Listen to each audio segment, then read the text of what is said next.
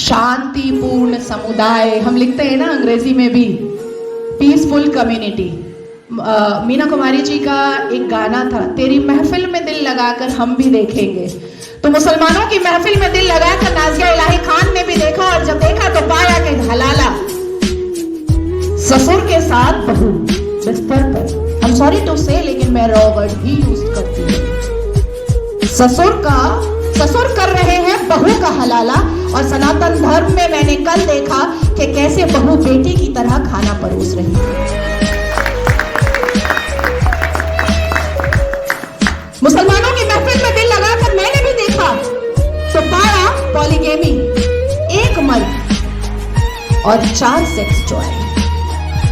और अनुमति तो 11 की, कि 11 महिलाओं को एक बिस्तर पर लेकर के आराम से अपने सेक्सुअल डिजायर्स को पूरा करो। ना पिता कुछ बोलेगा, ना माँ कुछ बोलेगी, ना परिवार कुछ बोलेगा, और ना ही इस्लाम के मानने वाले, इस्लाम के ठेकेदार कुछ बोलेंगे। इस महफिल में दिल लगाकर मैंने भी देखा और पाया निकाह मुत्ता, टेम्पररी सेक्सुअल मैरिज।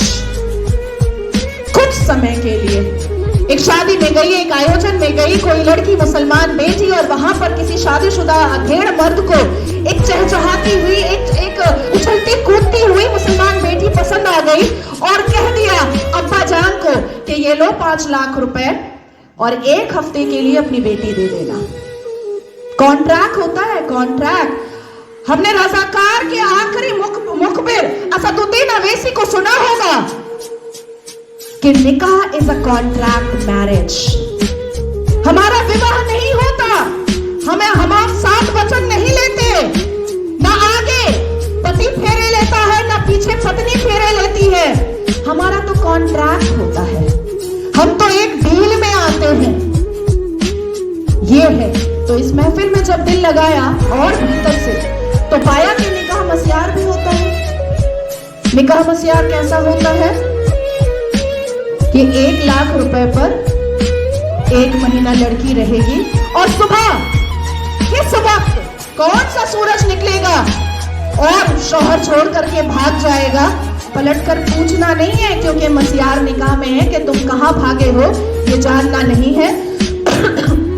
तो मैं पूछना चाहती हूं कि अगर इस्लाम अपने रसूल का पैगाम है, अगर मुसलमान शांतिपूर्ण समुदाय है, तो चप्पल और पत्थर से मस्जिद अल्लाह का घर कैसे बचाते हो भैया, कैसे? 1947 से मुसलमानों ने अपने एक्टिविटी से, अपने बिहेवियर से ये लोगों को बताया है कि ये कोई अपने रसूल नहीं है, ये प्रॉफेट मोहम्मद सल्लल्लाहु अलैहि वसल्लम के फॉलोअर तो नहीं है, ये औरंगजेब के ठरकजेब है, ये मुगल आजम के जाहिले आजम है। बस इतना ही है इनका परिचय, इसके अलावा इनका परिचय कुछ भी नहीं है। शिक्षा बोलो नहीं लेंगे, इंसान बनने बोलो नहीं बनेंगे, कुछ पढ़ने बोलो नहीं पढ़ेंगे, कुछ करने बोलो नहीं करेंगे, लेकिन रेप करने बोलो तुरंत करेंगे, लव जिहाद करने बोलो तुरंत करेंगे, बम गोली बारूद फेंकने बोलो तुरंत फेंकेंगे, आतंक मचाने बोलो तुरंत मचाएंगे। आखिर क्या है इस समुदाय में, जो एक समुदाय पूरे दुनिया के सारे धर्म वालों को परेशान करके रखा है? आखिर क्या है राज उस आसमानी किताब का, उस अल कुरान का राज क्या है, जो मदरसों के अंदर छुप कर पढ़ाया जाता है, जो मजार के अंदर छुप कर करवाया जाता है, जो मस्जिदों के अंदर छुप कर सुनाया जाता है, जो घरों के अंदर तरबियत और तालीम में बताया जाता है? क्या है उसका राज?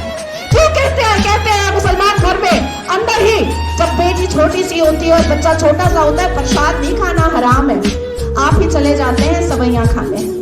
हमें बताया जाता है प्रसाद नहीं खाना हराम है, हमें बताया जाता है मंदिर के सामने खड़े नहीं होना, अल्लाह नाराज हो जाएगा, हमें बताया जाता है कि हिंदुओं के घर का पानी ना पीना, अल्लाह नाराज हो जाएगा, हमें बताया जाता है कि अपने जीवन साथी के लिए हिंदुओं को कभी मत चुनना, नहीं तो घर से, परिवार से बेदखल कर दी जाओगी।